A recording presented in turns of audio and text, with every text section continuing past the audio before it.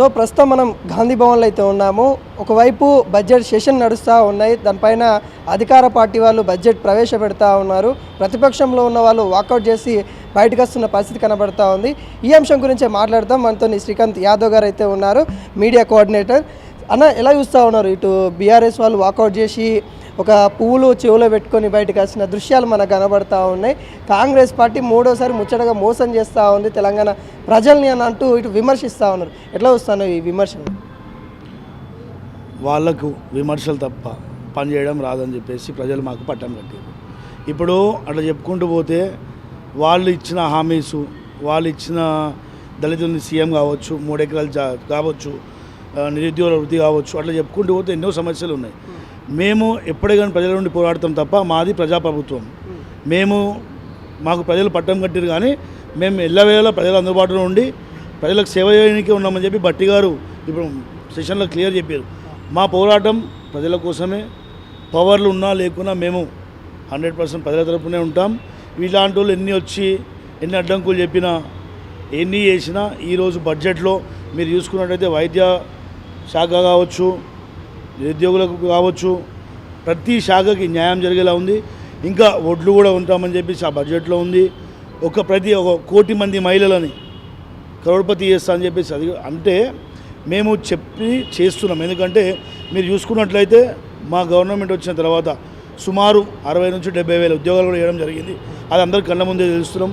ఇంకోటి, ఈరోజు నేను సీఎం రేవంత్ రెడ్డి గారికి, భట్టి సార్ గారికి, మా మహేష్ అన్న గారికి, అందరికీ పెద్దలందరికీ, మా పార్టీలో ఉన్న రాహుల్ గాంధీ గారికి చాలా ధన్యవాదాలు తెలియజేస్తున్నాను. ఎందుకంటే ఈరోజు జిహెచ్ఎంసీ విస్తరణలో భాగంగా 20 మున్సిపాలిటీలు, 7 కార్పొరేషన్లు సజావుగా జిహెచ్ఎంసీ సాగాలని విలీనం చేసి హైదరాబాద్ని ఒక విశ్వనగరంలో చూపెట్టడానికి ఈ 20 మున్సిపాలిటీలను, 7 కార్పొరేషన్లను ఔటర్ రింగ్ రోడ్ అవతల ఇవతల కలిపి హైదరాబాద్ని విస్తరించి ఒక ఈజీ పాలనగా చేయాలని చెప్పేసి 300 సీట్లకు పెంచడం జరిగింది. దీనివల్ల ప్రజలకు ఎక్కువ ఇబ్బంది కాకుండా ఏ శాఖ వాళ్ళు ఆ శాఖ వాళ్ళు ఇంకా హైదరాబాద్ ఇలా డెవలప్మెంట్ చేసుకుంటూ పోవాలని చెప్పేసి మనస్ఫూర్తిగా కోరుతున్నాను. ఈరోజు మూసీ డెవలప్మెంట్ అనేది 2017లో ఫస్ట్ కార్పొరేషన్ ఏర్పాటు చేసిన బీఆర్ఎస్ గవర్నమెంటు ఈరోజు డొంక తిరుగుడు మాటలు మాట్లాడుతుంది. ఫస్ట్ కార్పొరేషన్ చేసినప్పుడు సుధీర్ రెడ్డి గారు ఎమ్మెల్యే వారిని చైర్మన్ చేయడం జరిగింది, అందరికీ తెలిసిన విషయమే. ఇప్పుడు మేము మూసి ఎలా చేస్తారు అడ్డుకుంటామన్న కేటీఆర్ గారు పాత వీడియోలు మీరు మాట్లాడిన వీడియోలు మొన్న రేవంత్ రెడ్డి గారు కూడా మన సభలో చెప్పిన విషయం అందరికీ తెలిసిందే. దయచేసి ప్రజలని తప్పుదోవ పట్టియొద్దు. సజావుగా సాగుతున్న గవర్నమెంట్ని, జిహెచ్ఎంసీని ఒక వరల్డ్ గుర్తుపట్టే విధంగా రేవంత్ రెడ్డి గారు దాన్ని చేస్తుంది. వీళ్ళ మాటల్లో పడి వీళ్ళు చోర పువ్వు పెట్టుకొని ఇంకెక్కడైనా పెట్టుకొని ప్రజలు నమ్మే పరిస్థితి లేరు. మాది ప్రజాపాలన ప్రభుత్వం, 100% మేము ప్రజలకు పనిచేస్తాం. ఇంకోటి 6 గ్యారెంటీల అంశం కూడా దాదాపుగా 50 కోట్లకు పైనే కేటాయించినట్టు, 50,000 కోట్లకు పైన కేటాయించినట్టు కూడా కనబడతా ఉంది.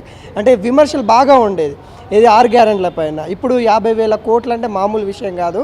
అంటే అన్నీ చేయబోతూ ఉన్నారా, మళ్ళీ కొన్నిటి వరకే పరిమితమయ్యే అవకాశాలు ఉన్నాయి? ఇప్పుడు 2014లో మనకు తెలంగాణ ఆవిర్భావం జరిగింది. దాని తర్వాత బడ్జెట్ చూసుకున్నట్టయితే 8 లక్షల కోట్లు అప్పు చేసిన వారు ఈరోజు గ్యారంటీల కోసం మాట్లాడుతున్నారంటే చాలా హాస్యంగా ఉంది. ఎందుకంటే ఫ్రీ బస్సు అది మీరు ఓర్వరు, రైతులకు వడ్డీలు అది మీరు ఎక్స్ట్రా అమౌంట్ ఇస్తుంటే బోనస్ అది ఓర్వరు. మళ్ళీ మీరు ఏమి అంటే వీళ్ళకు ప్రజలకు మేలు చేయడం వీళ్ళకి ఇష్టం లేదబ్బా. ఇన్ని కోట్లు అప్పు పెట్టుకొని అన్ని గృహజ్యోతి ఇస్తున్నాం, అడగండి ఇస్తున్నామా లేదా. వీళ్లకు విమర్శలు తప్ప పనిచేయడం చేత కాదు. పనిచేసే వాళ్ళ మీద బురద తల్లే ప్రకారం వీళ్ళది. ఇంత అప్పుల పాలున్న రాష్ట్రాన్ని కూడా ఆర్థిక ఎంత మనకు లోబడి ఉన్నా కూడా మనం ఒక ఫ్యామిలీ నడిపించినట్టు ఈ తెలంగాణ నడిపించినందుకు రేవంత్ రెడ్డి గారికి, మన భట్టి గారికి మనం ఎంతో రుణపడి ఉన్నాం. ఎన్ని కష్టాలున్నా కూడా ఒక్కొక్కటి ఇంప్లిమెంట్ చేసుకుని వస్తున్నారు. రాబోయే కాలంలో కూడా అన్ని ఇంప్లిమెంట్ చేసి తెలంగాణని ప్రగతి పదంలో పెడతారని చెప్పేసి పూర్తి నమ్మకం ప్రజలకు ఉంది. కార్యకర్తగా ఒక లీడర్గా నాకు కూడా ఉంది. ఇంటాక కేటీఆర్ ఒక మాట, పేరు గొప్ప ఊరు తిప్ప అన్నట్టు కాంగ్రెస్ పార్టీ చెప్పుకోవడమో ఘనంగా చెప్పుకుంటుంది, అలా చూస్తే ఏమీ లేదన్నట్టు మాట్లాడుతూ ఉన్నారు. ఎట్లా వస్తుంది? కేటీఆర్కు మాట్లాడే అర్హతనే లేదు. మీరు ఇంతకుముందు ఒక వీడియో చూసినట్టు అనుకుంటా, మన లేడీస్కి మనం పథకం కింద ఉచిత బస్సు ఇస్తుంటే పిచ్చి పిచ్చి మాట్లాడింది, ఆ మాటలు చెప్పదలుచుకోలేము మేము ముంగట. పిచ్చి పిచ్చి మాటలు మాట్లాడింది మనం విన్నాం. ఇక ఆయన కోసం ఏం మాట్లాడతామండి, మీరు చెప్పండి. మీరు చెయ్యరు, చేసేటోళ్ళ మీద బురద వెళ్తారు, ఏదేదో పిచ్చి పిచ్చి మాటలు మాట్లాడి ఏదో నిన్న రేవంత్ రెడ్డి గారు చెప్పారు కదా, లైక్కి 10 రూపాయలు, 100 రూపీస్ షేర్కి అని. అదేవిధంగా పాలన తప్ప ప్రజలకు మంచి చేస్తే ఓడ్చుకునే తత్వం కానీ గుణం కానీ మంచి చేయాలన్న ఆలోచన కానీ ఆ పార్టీకి లేదు. స్పెషల్లీ కేటీఆర్ అంటే ఆయనకు అస్సలకే లేదు.